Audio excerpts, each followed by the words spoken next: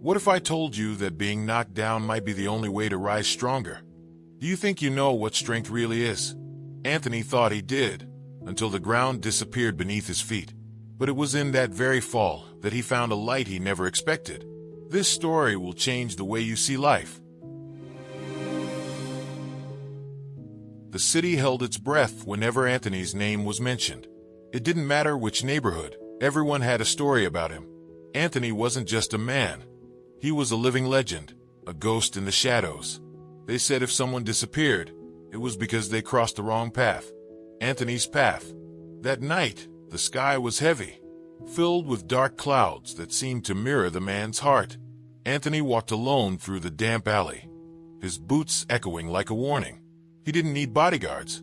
His presence alone was enough to make people step aside. The job was simple: intimidate.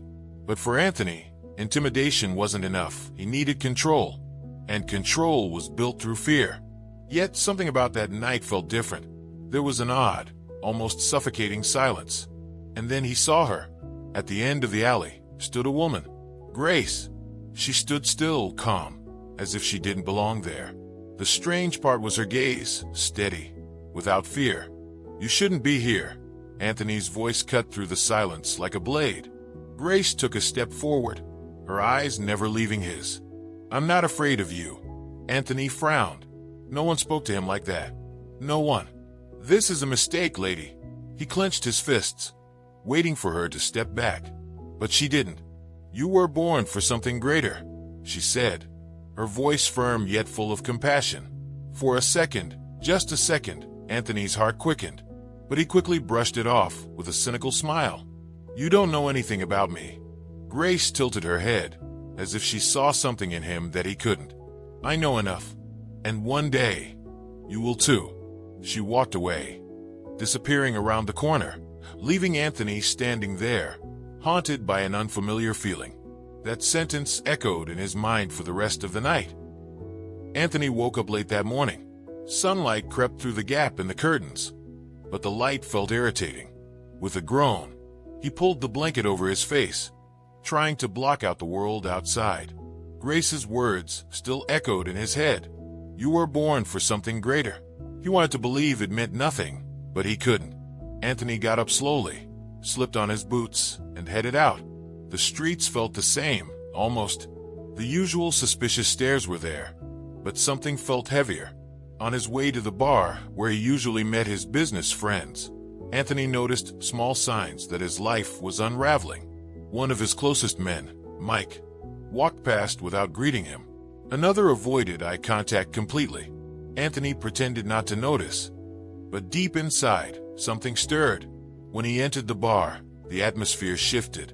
Laughter faded, and an uncomfortable silence filled the room. "What's going on here?" Anthony asked, scanning the familiar faces. No one answered.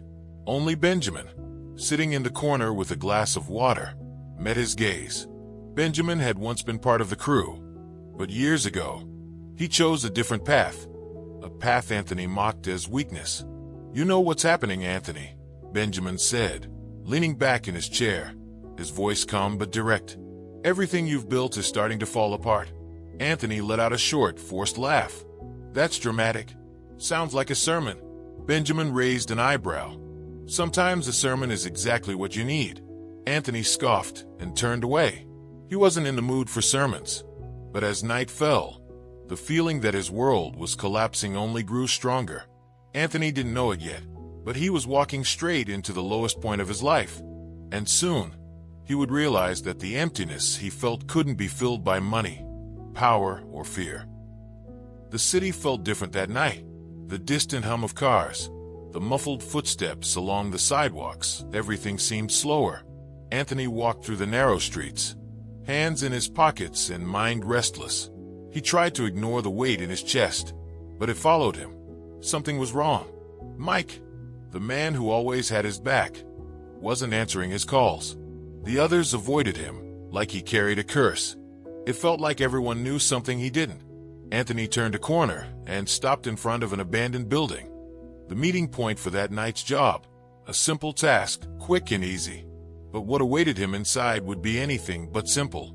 He entered, climbing the creaking stairs to the top floor. When he pushed the door open, the room was empty. No sign of Mike or the client, just shadows and the sound of wind slipping through cracked windows. "Mike!" Anthony called, his voice echoing through the hollow space. No response.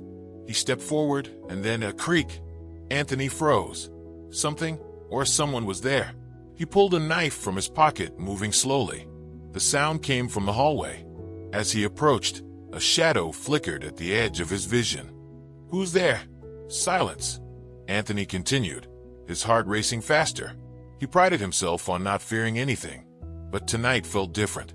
It wasn't fear of someone. It was fear of something unseen. At the end of the corridor, a sudden, blinding light erupted in front of him. Anthony shouted, covering his face. But the light didn't fade.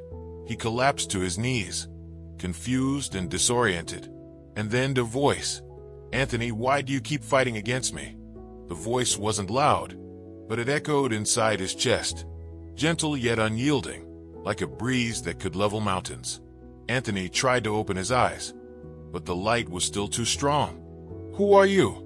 he yelled, his voice trembling with anger and fear. Silence followed. When Anthony finally forced his eyes open, everything around him was pitch black. The light was gone, and with it his vision. The darkness was absolute. Anthony felt the cold ground beneath his hands as he slowly crawled out of the abandoned building. He had no idea how much time had passed, but every second felt like an eternity. His breathing was heavy, heart pounding. The most feared man in the city was now helpless. Outside, a thin rain began to fall, silent and steady. Anthony stumbled through the streets, bumping into poles, tripping on curbs. The lights of the city still burned around him, but to him, there was nothing but shadows. He tried to lean against the wall of a building, but his knees gave out. Alone, he sat on the wet ground, head bowed. For the first time, Anthony didn't know what to do.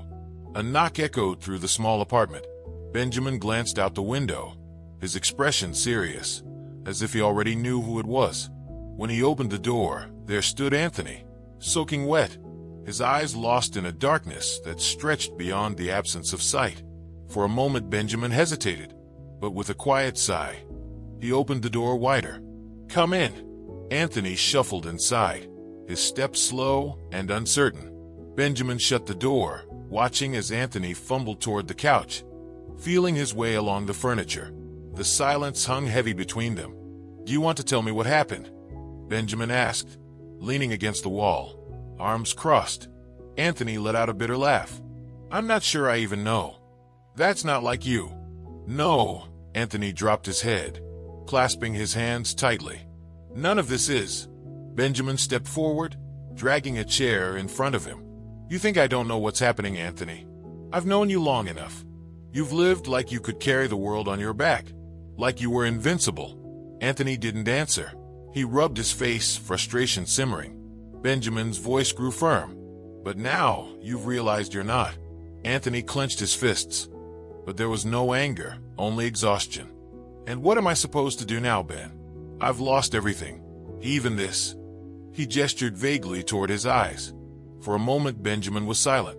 Then, with a calm tone, he replied, "Maybe that's the best thing that could have happened to you."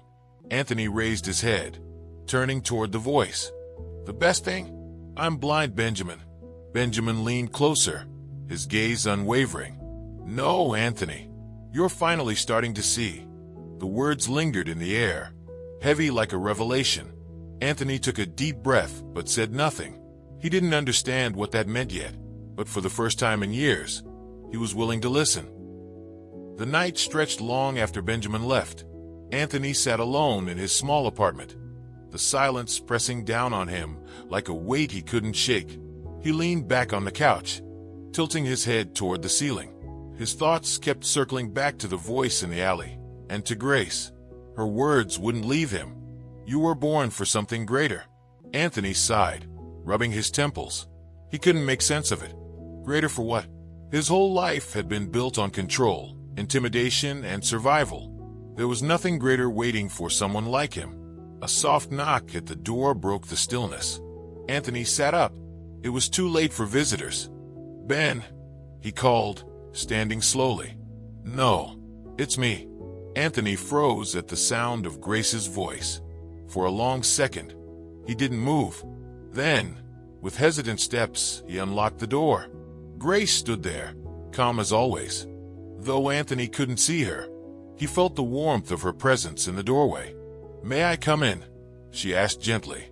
Anthony hesitated, but stepped aside. Grace entered, closing the door softly behind her. The light tap of her shoes against the floor filled the quiet space. "How did you know where I live?" Anthony asked, leaning against the wall, arms crossed.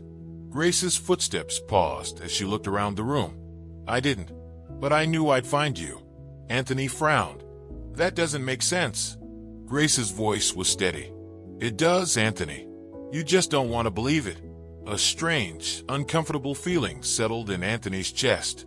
"I don't know what you think you're doing, but I'm not the kind of person who gets visits from whatever you are." Grace took a step forward. "And what kind of person do you think you are?" Anthony opened his mouth, but no words came.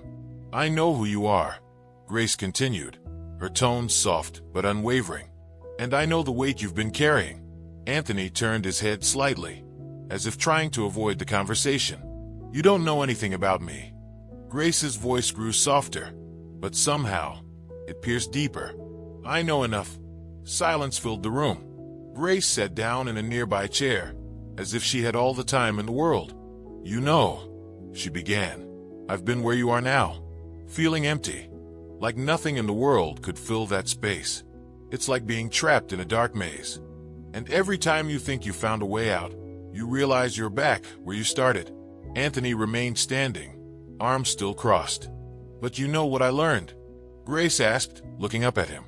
"That darkness wasn't meant to consume you. It was meant to make you search for the light."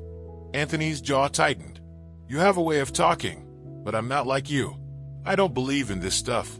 Grace tilted her head slightly. "You don't have to believe. You just have to listen." Anthony exhaled sharply, rubbing his face. "And what exactly am I supposed to listen to?" Grace's gaze met his. "That you're not alone. That something greater is calling you, even if you keep running from it. And you know it, Anthony. Since that night, the mention of that night, the blinding light, the voice, sent a shiver down his spine." "I don't know what I saw," Anthony muttered. "But you know what you felt," Grace replied softly. Anthony said nothing. Finally, Grace stood and approached him. "When you're ready to stop running, I'll be around." She touched his shoulder lightly, then walked to the door. As the door closed behind her, Anthony stood alone in the middle of the room, feeling something shift inside him. And for the first time in years, he didn't try to stop it. Anthony sat in silence long after Grace left. The house felt heavier, as if her words had stirred something long buried. That darkness wasn't meant to consume you. It was meant to make you search for the light. He let out a deep breath, rubbing the back of his neck. The next morning, Anthony woke up in the same place, on the kitchen floor, his back against the cabinet. He barely remembered falling asleep, but the stiffness in his muscles told him enough. Slowly, he pulled himself up and felt his way to the sink.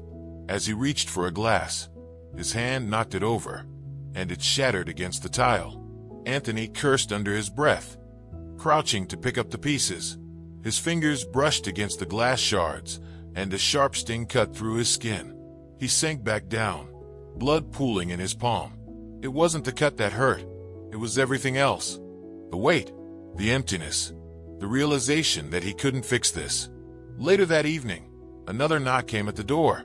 Anthony assumed it was Benjamin and opened it without hesitation. "Rough morning?" Benjamin asked as he stepped inside, carrying a bag of groceries. "You could say that," Anthony muttered, wiping his hands on a towel. Benjamin glanced at the kitchen floor, noticing the faint traces of blood near the sink. "You're not making it easy on yourself."